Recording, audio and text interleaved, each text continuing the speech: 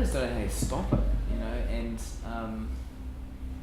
because so Trade Me today is worth like $1.5 billion or something. It's owned not majority, but yeah, it's majority owned in Australia. And if what you're going to say is that the only person you're allowed to sell a company to is a local, then no local can afford it, and so you end up basically just destroying value. So it's saying, if I create $1 billion company, you can only sell it for 100 million because no one in New Zealand can afford to pay more than that. So that's just how it is. We can sell it for $1 billion. So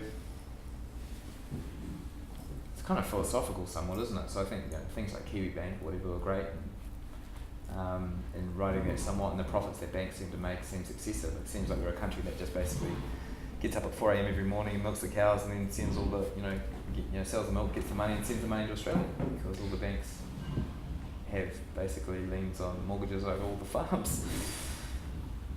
So, I don't know. I don't really have a philosophical position on it other than the conventional one, which is that if you create a closed market, then you will have significant adverse consequence.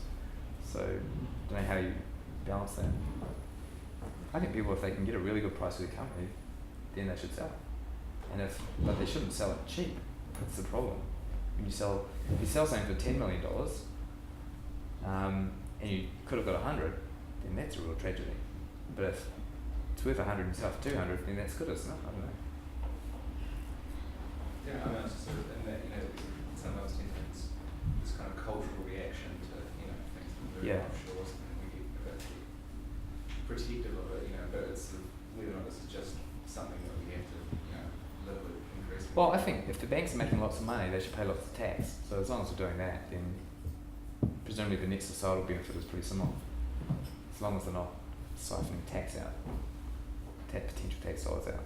So as long as they're operating as if they're resident, that's the real problem with these internet companies as well, being global in nature, based in Luxembourg and Ireland, and putting all the revenue through the Cayman Islands and stuff, and Google's effective tax rate's 2.5%.